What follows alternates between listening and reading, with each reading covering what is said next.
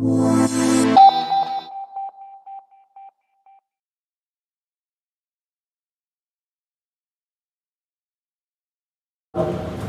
terakhir sebelum menjauh bulan suci Ramadan.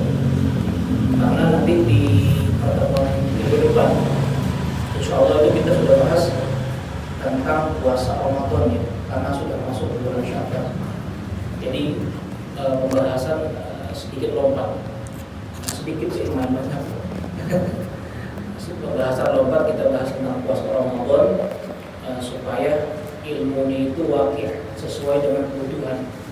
Ketika kita masuk bulan Ramadan, masa yang kita pelajari toharoh ya. Alangkah lebih baiknya kita belajar tentang fikih puasa. Insya Allah nanti kita khotbah fikih puasa. Nanti kalau ada waktu, space waktu kita bahas fikih zakat.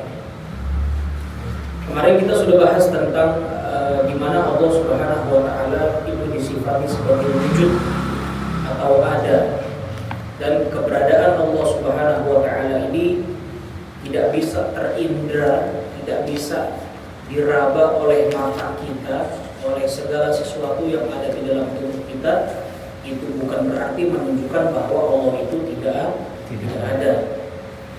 Kemarin kita kasih contoh, kok kita bisa lebih percaya di Amerika sono ada orang yang namanya Michael Jackson, padahal kita belum pernah melihat pakai mata kita, dibanding kita percaya Allah dan padahal juga Allah belum pernah kita lihat pakai mata kita. Padahal menurut pembuktian itu sama-sama sampai. Pembuktian daripada Allah itu ada adalah dengan sampainya segala nikmat kepada kita, segala sesuatu yang luar biasa di hadapan kita, gunung-gunung, lautan, langit, ya, dan segala macamnya, itu merupakan bukti dari keberadaan Allah Subhanahu wa taala. Makanya berpikir tentang zat Allah itu diharamkan di dalam agama. Tapi berpikir tentang apa yang diciptakan Allah itu justru dianjurkan. Kalau kita berpikir tentang gimana Allah, bagaimana Allah, apakah Allah itu ada, yang ada tidak selesai pemikiran kita, otak kita sudah keburu habis masanya, dan Allah pun tetap nggak bisa dibuktikan adanya. Tapi kalau kita berpikir tentang keberadaan Allah melalui ciptaan-ciptaannya, maka di situ akan muncul yang bisa disebut dengan syukur, takut, dan berbagai macam sifat-sifat lainnya, sehingga kita bisa lebih meyakini keberadaan Allah secara pasti. Nah, di sini ulama mengatakan inna tafakkur ala khamsati awjah, bahwa berpikir tentang Allah itu setidaknya ada lima wajah, atau ada lima penjabaran.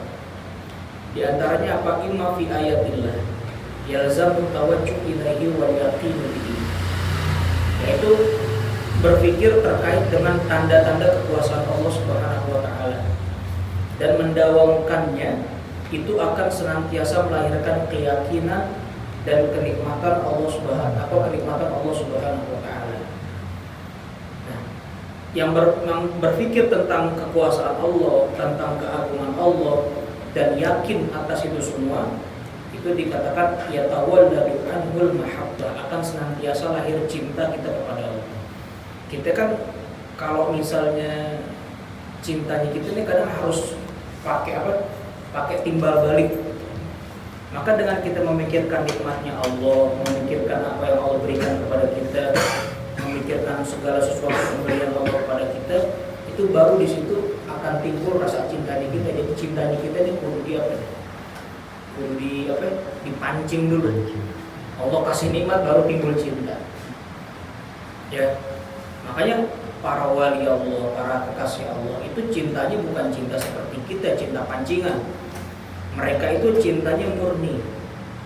Makanya sebagian dari mereka murni kan itu bahasa Arabnya sufi mungkin bahasa sebut dari antara mereka.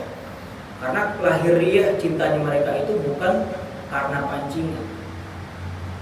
Paling gampang itu ketika Abu Nawas membawakan satu syair, ilahi lastu lil firdausi ahla wala aqwa 'ala naril jahim.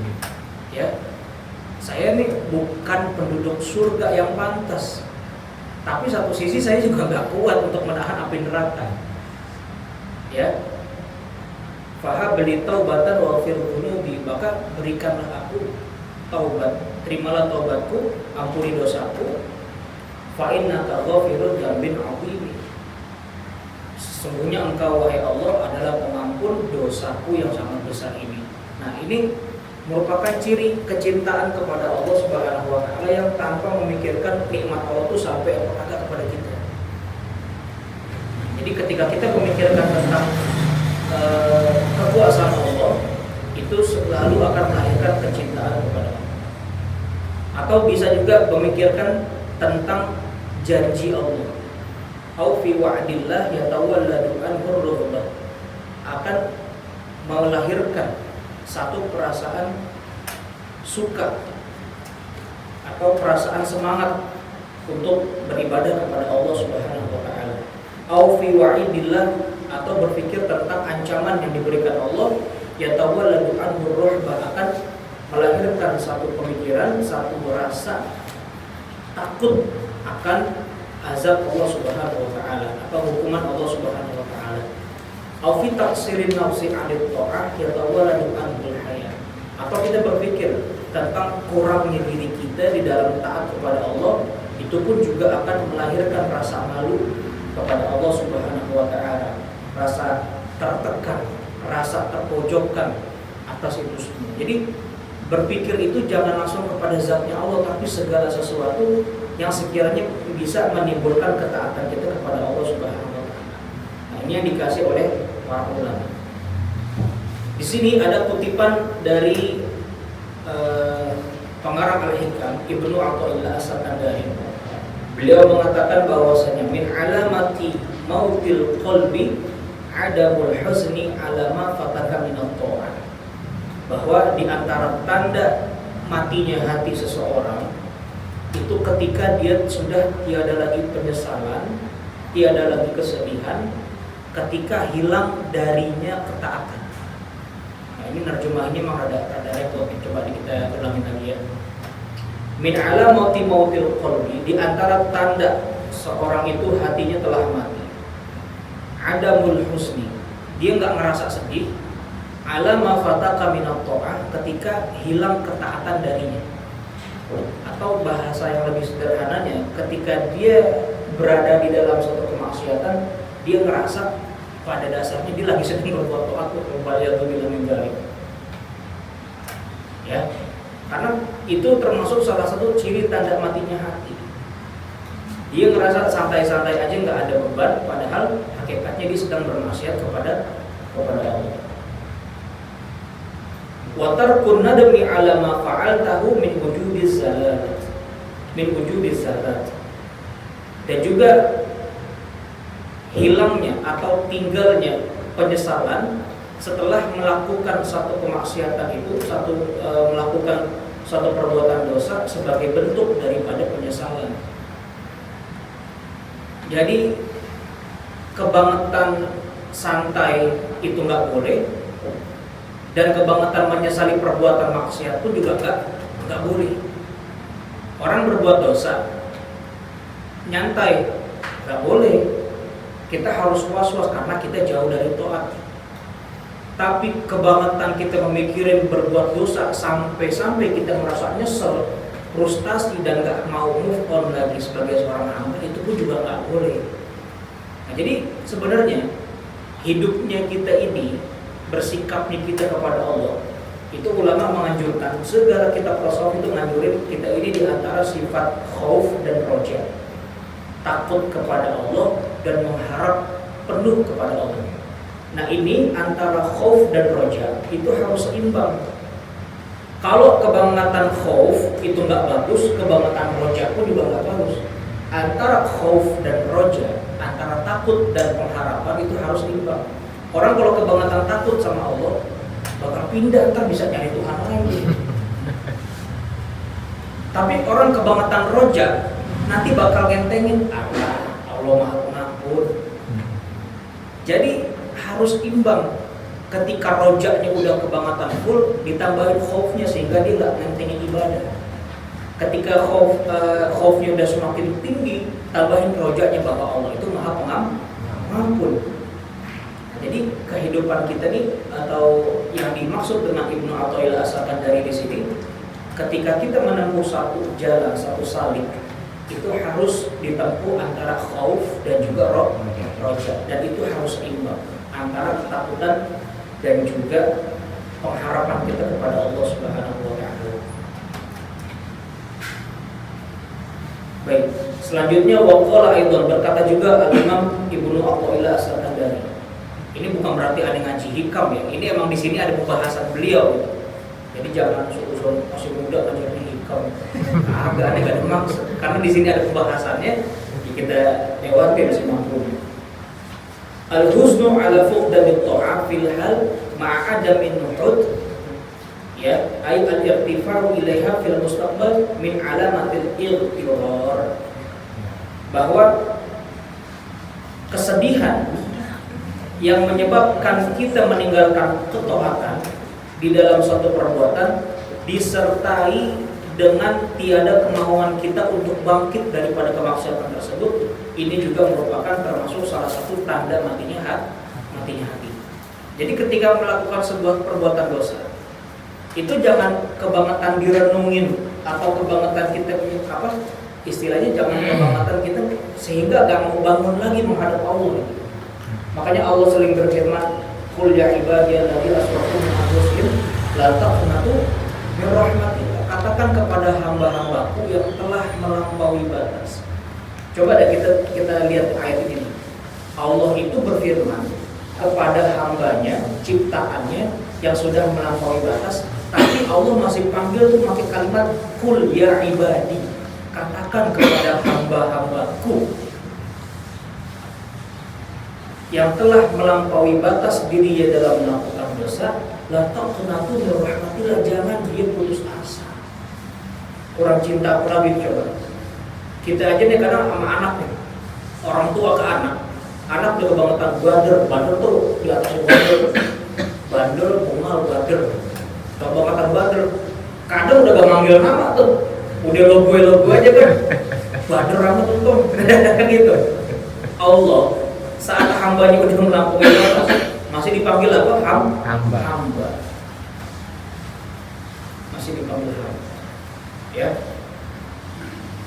Nah, ini juga nggak bagus kita terlalu mendalami sehingga kita nggak mau bangkit lagi, putus asa gitu. Itu sekelumit tentang ketaatan atau bagaimana cara kita bersikap kepada Allah saat melakukan perbuatan itu. Makanya di kaidah lainnya, di bait lainnya, Ibnu Athaillah tuh sering bilang, Ibnu Athaillah pernah bilang, ij'al maksiyataka ta'ah. Kalau orang yang ngaji hikamnya nggak pakai guru bahaya. Jadikan kemaksiatanmu taat. Gimana? Jadikan kemaksiatanmu taat. Bukan berarti begitu terjemahannya. Ij'al maksiyataka ta'ah. Maksudnya ketika kita berada di dalam kubangan dosa, jadikan kerendahan diri kita ini sebagai perantara kita menuju taat kepada Allah. Kita lagi kosong, ya Allah, kayaknya aneh ini, udah sholat bolong-bolong, puasa banyak yang dipodok, ya kan, zakat banyak yang lewat, kosong. Nah, keadaan rendah seperti ini jangan diratapi berlebihan, tapi jadikan satu momentum untuk mendekatkan diri menuju taatnya Allah. Maksudnya seperti itu. Ij'al maksiyataka ta'ah. Gitu. Baik, itu terakhir ya pembahasan kita tentang iman kepada Allah dan tentang juga mendirikan sholat.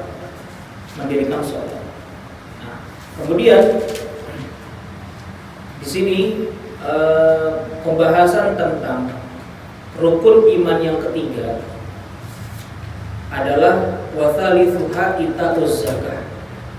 Di antara rukun iman yang ketiga, ita'uz zakah adalah menunaikan atau membayar zakat.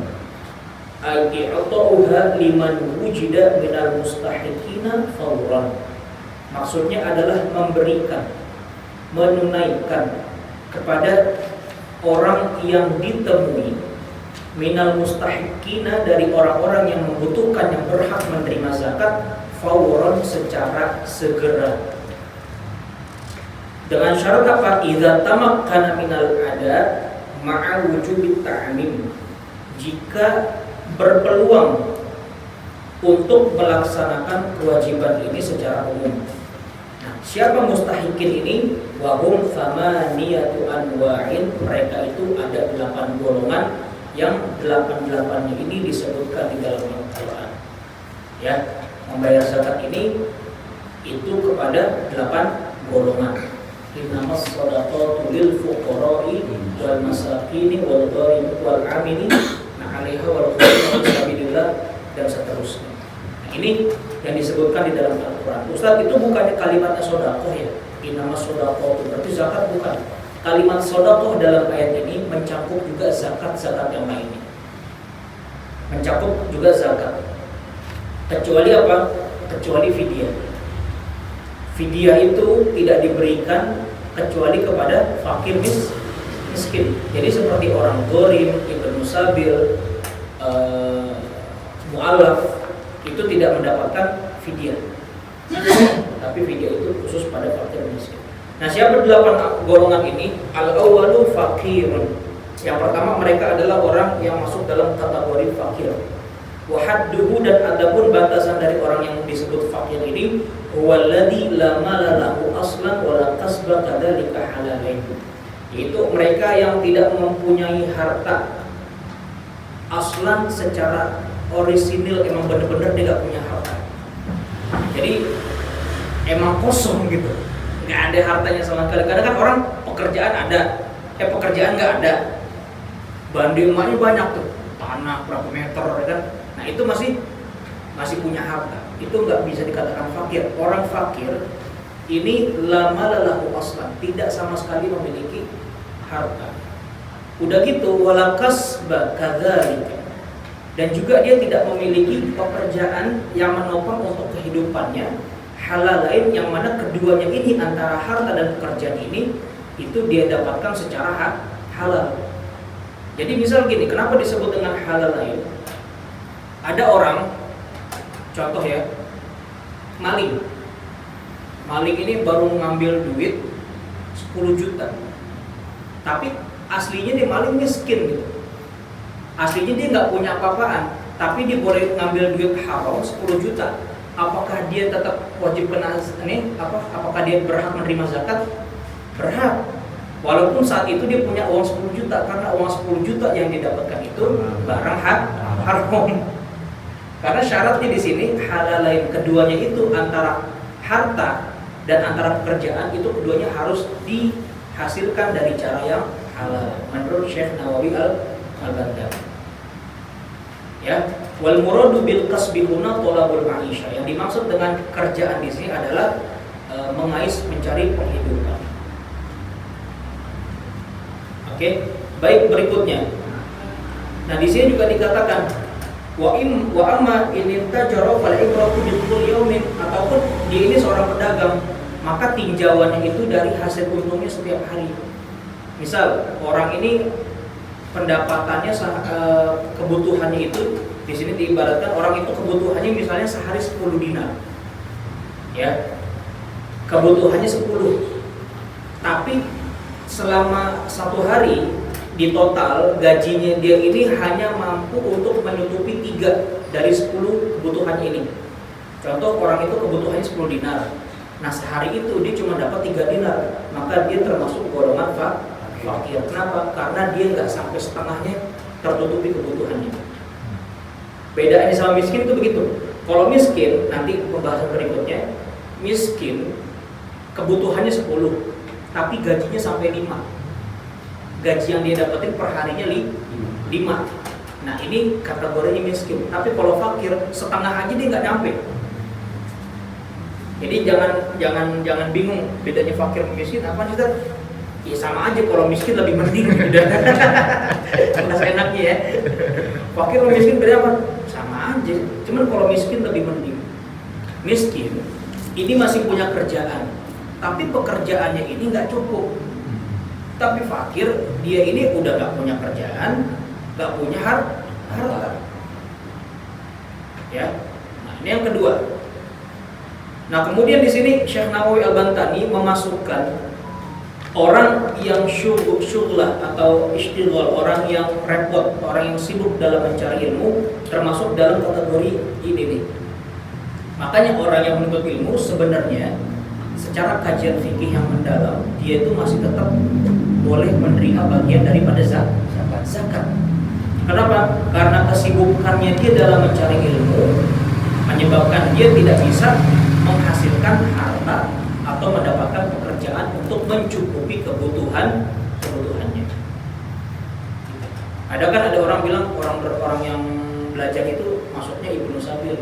Cuman menurut Syekh Nawawi Al-Bantani, Ibnu Sabil tak masuk ke orang yang belajar. Orang yang belajar itu maksudnya ke orang yang fakir atau miskin. Karena apa? Saking sibuknya dia belajar sampai dia tidak sempat untuk bekerja, menghasilkan harta dan juga mencukupi kebutuhannya. Baik, atsani miskinun adalah orang yang miskin. Tadi yang pertama fakir, yang kedua miskin. Huwa man qadara ala malin aw kasbin wa alaihi ma'an. Yaitu orang yang mampu mempunyai harta dan juga pekerjaan, atau antara harta dan pekerjaan ini sama-sama dia punya. Yasuddu kullu minhuma aw majmu'uhuma jaw'atahu masaddan bihaitsu yablughu sinfa fa akthar wa la yakfi. Yang mana harta dan pekerjaannya ini menutupi kebutuhannya, tapi sampai setengah aja, ya, tidak melebihi setengahnya. Yang tadi ada contohin, misalnya kebutuhan manusia itu sehari 10 dinar, misal. Nah, si miskin ini, dia ini hanya mampu menghasilkan 5 dinar, maka dia ini termasuk miskin karena setengahnya yang dia punya. Tapi kalau fakir itu di bawah 5 tuh kebutuhannya. Misal deh orang punya ini nih. Sekarang kalau dinar kayaknya kesusahan deh. 100.000 deh. Kebutuhan hidup kita sehari 100.000 cukup gak? Taruh dah 100.000 ya. Taruh 100.000 kebutuhan kita. Kalau orang miskin penghasilannya tuh 50.000 sehari. Dia ini termasuk kategori miskin. Kenapa? Karena setengahnya doang tuh dia bisa memenuhi. Tapi kalau fakir di bawah 50 penghasilannya 20.000, 30.000 itu termasuknya fakir. Dan itu cara gampang membedain antara fakir dan miskin menurut Syekh Nawawi Al-Bantani. Dan mohon maaf ini revisi ya, yang tadi orang yang menuntut ilmu itu masuknya bukan fakir tapi dia miskin.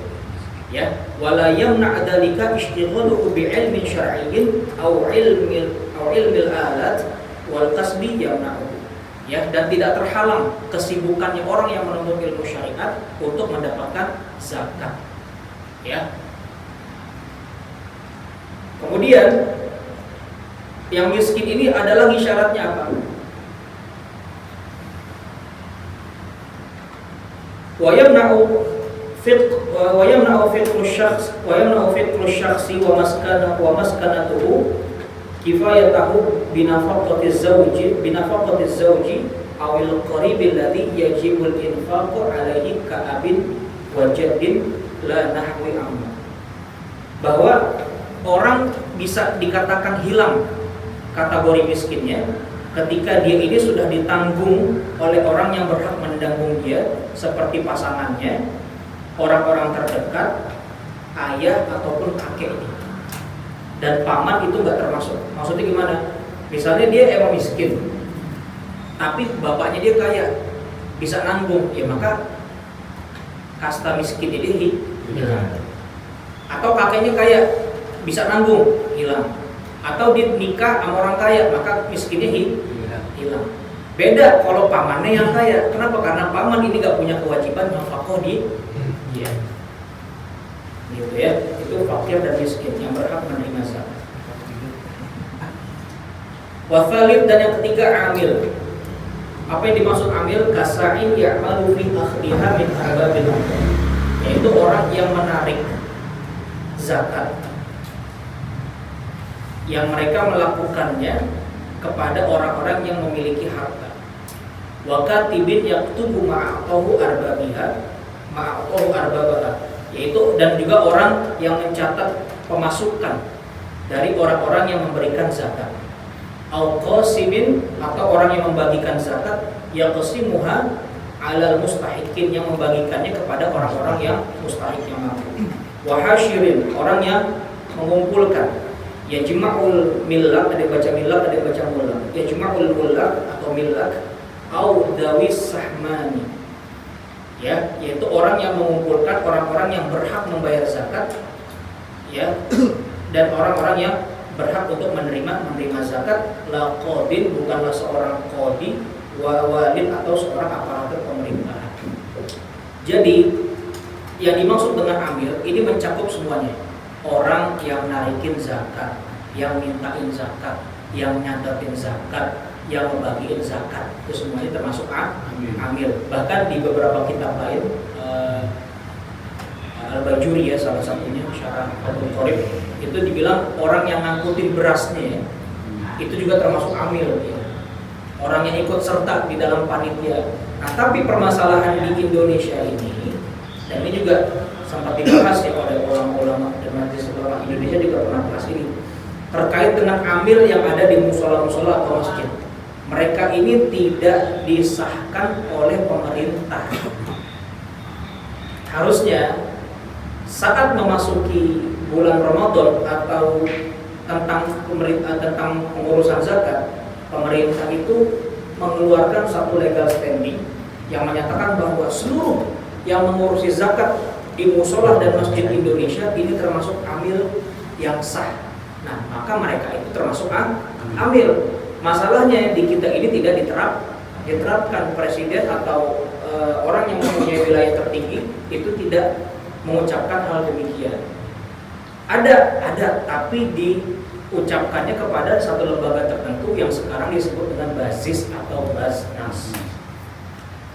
Lazis ya, kalau itu ada Lazis dan sebagainya. Ya, itu kalau Lazis, Basnas itu benar tuh amil yang sah. Tapi kalau yang ada di musola, yang ada di masjid, ini tidak termasuk amil yang sah. Karena permasalahannya kita tidak diangkat oleh wali, tidak diangkat oleh pemerintah. Makanya nanti ketika permasalahan zakat ini, saya di pesantren atau di yang tempat-tempat lain, tempat kita bisa mudzakarah, itu ngajak masyarakat untuk sadar. Kenapa? Kita yang di musola ini nggak terlalu amil, maka yang bayar zakat tolong pengertian gitu. Jangan kasih beras-berasnya doang. Kan sekali tuh. Kasihlah beras sama uang sekalian. Jangan ribut masalah yang benarnya zakat pakai duit atau pakai beras. Gak kelar-kelar tuh. Tiap bulan mau zakat pasti ributin itu loh. Udah dah, kita pusing, kita bilangin aja. Yang benar itu kita bayar zakat pakai beras, pakai duit juga, dan paling benar tuh. Dibilang pakai beras, katanya pakai duit saat mazhab Hanafi. Oh, cuma mazhab Hanafi kan satu mutnya satu soalnya tuh beda sama mazhab Syafi'i. Gimana tuh begini ya, repot banget. Ya udah, kalau ente mau khuruj minal khilaf, keluar dari perbedaan ulama, ente bayar zakat pakai beras, pakai duit juga. Karena orang zaman sekarang makan nggak cukup pakai nasi. Ada lauknya. Ada lauknya, itu paling cakep ya urusan. Ya, cuma kadang kalau kita terapin kayak gitu nggak ada yang mau bayar zakat, enggak. Repot lagi urusan. Ya, jadi macam-macam masyarakat itu. Baik, itu amil ya. Warabi yang keempat, al-mu'allafat in qasama al-imam wa huwa arba'atun, yaitu orang yang mu'allaf. Nah, ini ada sedikit salah istilah yang sering dipakai oleh masyarakat kita dengan istilah mu'allaf. Orang kalau udah masuk Islam dan udah lama Islamnya lumayan lama, itu jangan lagi disebut mu'allaf. Saya kan mu'allaf setahun yang lalu dimasuk Islam, masih disebut mu'allaf. Mu'allaf itu bisa jadi orang yang imannya sedang lemah. Dia udah Islam, tapi imannya lemah. Dan dia membutuhkan satu bimbingan rohani, bimbingan keagamaan. Nah, orang ini juga bisa disebut dengan mu'allaf. atau orang yang ada di luar Islam tapi punya kecenderungan buat masuk Islam, ini juga bisa disebut dengan mu'alaf. Nah, ketika dia sudah masuk Islam, statusnya bukan mu'alaf tapi sebagai muslim. Mu'alaf di sini inqasama imam, jika imam atau orang tertinggi ya yang ada di negara kita itu berhak mengizinkan untuk membagikannya. Dan dia ada 4 golongan. Kita baca yang satu aja. Man aslama walakinahu dhaiful yaqin. Dhaiful yaqinin, yaitu mereka yang masuk Islam tapi masih ada lemah keyakinan di dalam hatinya. Orang masuk Islam terus dia gak punya baju, gak punya tempat ini, gak punya apa. Nah, orang yang dia ini termasuk mustahik zakat. Nah, diberikannya kalau bisa jangan beras tuh. Jangan disalahartiin, mentang-mentang di mustahik, mu'alaf, udah deh, adanya beras, kasih beras doang. Memang dia mau pakai beras buat nutupin auratnya? Enggak. Kalau makanya di sini pentingnya kita bayar zakat pakai uang, karena uang itu sudah jadi komoditi, sudah menjadi kebutuhan umum. Kayak contoh orang yang mu'alaf ini, kira-kira kalau dikasih uang 100.000 sama beras 5 liter, milih yang mana dia? Milih duit. Makanya kita harus sadar bahwa kebutuhan orang itu makin meningkat, maka naikkan tarif zakat kita. Jangan melulu tentang beras, apalagi sampai diperdebatkan beras atau uang, nggak selesai. Nah, orang yang mu'alaf seperti ini, ketika dia membutuhkan baju, maka uang zakat itu diberikan baju dan sah untuk dia. Dia butuh apa? Dia butuh ini, berikan ini. Dia butuh ini, berikan ini. Sekiranya dia itu tuh bakal cerita kepada saudara-saudaranya yang lain yang berbeda keyakinan dengan dia bahwa Islam itu pemurah dan pemberi, sehingga banyak orang yang tertarik untuk masuk mengetahui Islam lebih dalam. Jadi tujuannya mu'alaf diberikan hak zakatnya itu seperti itu. Nah, ini yang dikatakan oleh Syekh Nawawi Al-Baghdadi. Wal khamis, yang kelima, ar-riqab, yaitu hamba sahaya atau budak. Ini kita lewatin karena zaman sekarang udah nggak ada. Ya, budak itu udah nggak ada dan sudah tidak relevan. Ya, termasuk pembahasan fikih yang jarang dibahas. Tapi penting sebenarnya. Budak itu ada yang muktab, mu'abbad, ada dan lain-lain, ada muba'at. Itu anak pesantren lah yang bahas. Kalau orang umum jangan dibahas gituan. Ntar ngerinya disalah kaprah, dikira pembantunya di rumah budak, waduh, repot lagi. Repot, begitu membantu cakep lagi, repot lagi urusannya. Ya, jadi enggak asisten rumah tangga, membantu dan sebagainya itu bukan termasuk kategori budak. Budak itu sudah nggak ada. Karena kenapa Islam menghapus perbudakan? Bagaimana Islam menghapus perbudakan? Dengan banyaknya kafarat atau denda dari melakukan satu kesalahan dalam ibadah, itu ditebusnya dengan membebaskan budak. Lama-lama budak tuh habis. Lama-lama tuh budak habis sendiri. Ya. Makanya orang-orang yang musuh Islam di sana, orientalis, para pemikir barat, apa itu ngaji fikih, maksud ada pembahasan tentang budak. Bukan berarti Islam membudidayakan budak, karena saat Islam datang dibawa oleh Nabi Muhammad, perbudakan itu sudah menjadi budidaya. Abu Bakar As-Siddiq membebaskan Bilal ibn Rabah, membebaskan Zaid dan keluarganya dan sebagainya. Orang kafarat, misalnya dia berjima di bulan suci Ramadan di siang hari, kafaratnya apa? Bebasin budak. Orang melanggar sumpah, bebasin budak. Orang begini, bebasin budak. Lama-lama habis budak dengan sendirinya. Gitu. Baik, yang ke-7, yang ke-6 ya. As-sadis, yang ke-6, al-gharim, yaitu orang yang terlilit hutang. Bahwa salah satu ada 3 macam. Man tadayyana li nafsihi fi amrin mubahin ta'atan kana aula, yaitu orang yang berhutang untuk dirinya dalam satu perkara yang dibolehkan, baik dalam rangka taat ataupun tidak. Orang berhutang, terlilit hutang. Nah, dia ini termasuk dalam kategori mustahik zakat. Ya. Wa in sarafa fi ma'siyatin aw fi ghairi mubahin wa taba wa dhanna sidquhu fi taubatihi. Ataupun orang yang membelanjakan harta hutangnya ini untuk tujuan maksiat. Tapi setelah itu dia bertobat dan kita menyangka bahwa taubatnya dia ini benar-benar taubat, maka dia tetap berhak untuk menerima zakat.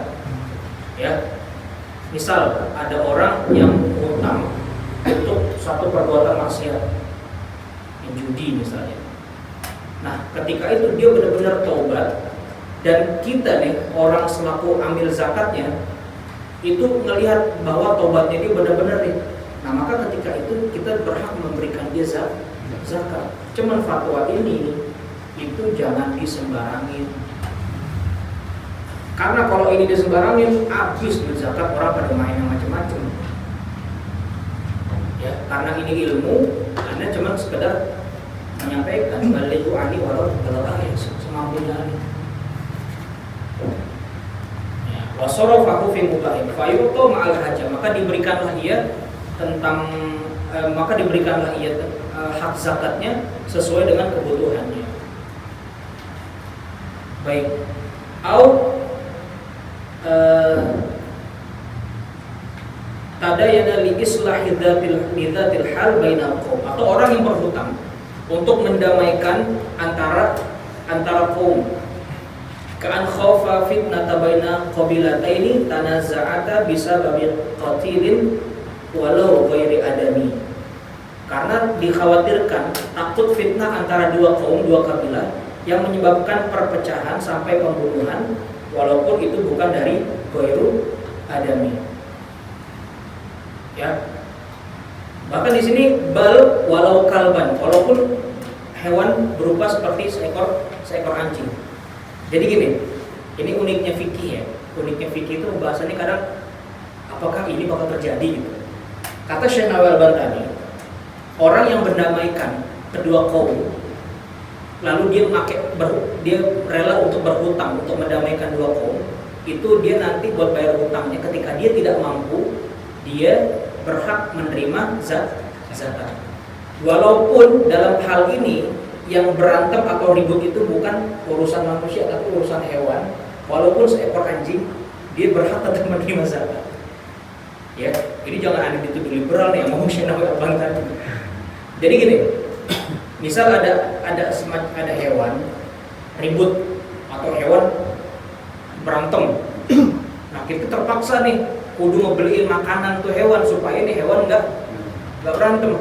Nah, habis kita beli makanan, kita gak mampu buat bayar tuh makanan, bener-bener gak mampu, maka kita bisa mengambil daripada zakat untuk bayar hutang kita, karena kita telah mendamaikan dua binatang, walaupun itu statusnya binatang, walau kalban, walaupun seekor anjing,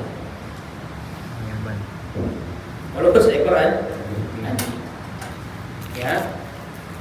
Maka di sini dikatakan fayu'ta walau ghaniyan, diberikan walaupun di statusnya kaya. Ya. Jadi fikihnya seperti itu. As-sabi', yaitu yang ketujuh. Sabilillah. Sabilullah di sini ya. Kalau dimudhafkan jadi sabilillah. Orang yang menempuh perjalanan menuju keridhaan Allah. Wahum, adapun mereka al-ghazat, orang yang berperang, al-mutatawwi'un, yang menjalankan ketaatan bil jihad, dengan berjuang di jalan Allah.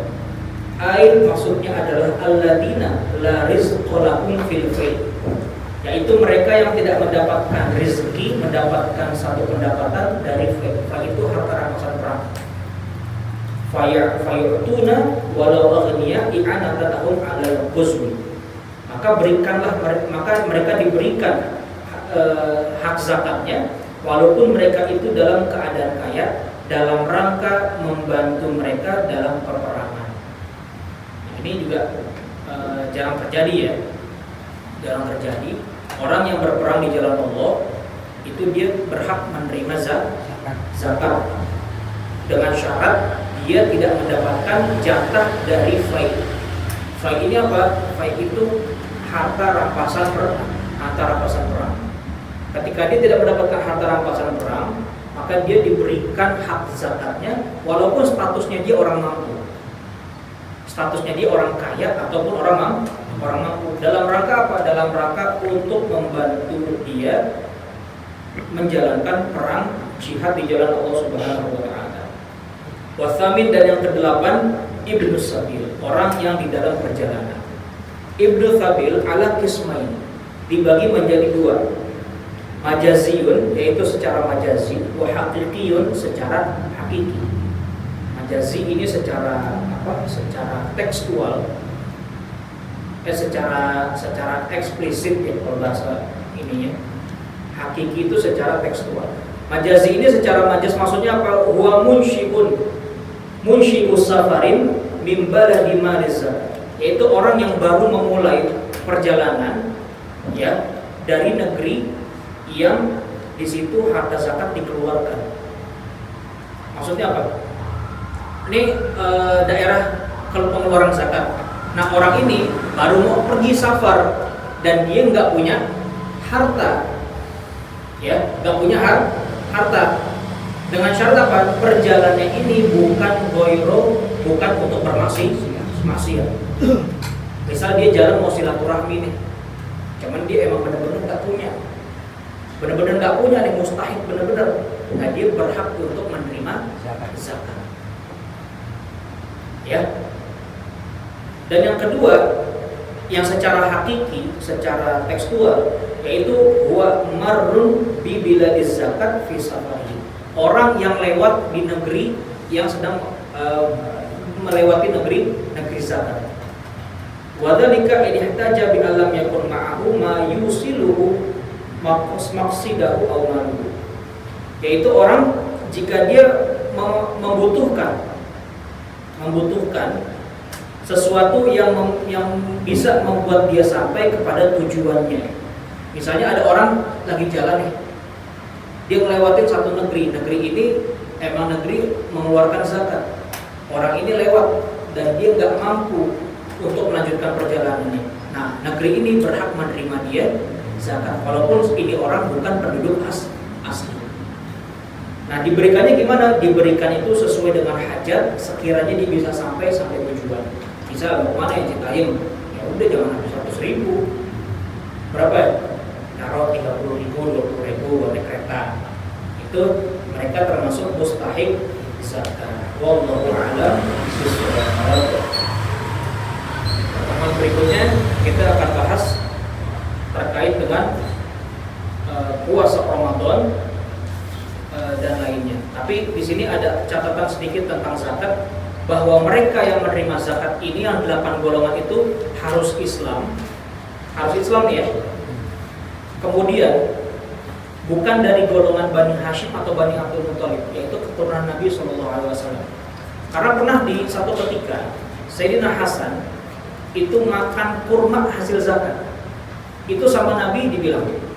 Di sini dikatakan kih itu bukan berarti Nabi itu bilang keluarin. Sampai di sini dikatakan Nabi itu menarik kurma yang masuk ke mulutnya Sayyidina Hasan sampai ludahnya itu ikut keluar. Saking apa? Saking nggak boleh keluarganya Nabi itu makan harta zakat. Kenapa zakat itu nggak boleh untuk keluarganya Nabi? Li'anna zakat awsaqun nas. Karena sedekah atau zakat itu adalah sisa dari kotoran hartanya manusia. Ya, satu kemuliaan yang dimiliki oleh para habaib, para cucunya Nabi, mereka tidak boleh memakan harta zakat. Tapi ada juga ulama berpendapat seperti Al-Imam Ustukhri, di sini beliau mengatakan boleh mereka menerima zakat. Tapi bukan dalam rangka kita membelas kasihan mereka, tapi dalam rangka mahabbatan lahu. Dalam rangka kita cinta kepada mereka. Itu aja. Karena waktu sudah isya, wallahu a'lam bishawab. Bismillahirrahmanirrahim. Alhamdulillahirabbil alamin arrahmanirrahim maliki yaumiddin iyyaka na'budu wa iyyaka nasta'in ihdinas siratal mustaqim siratal ladzina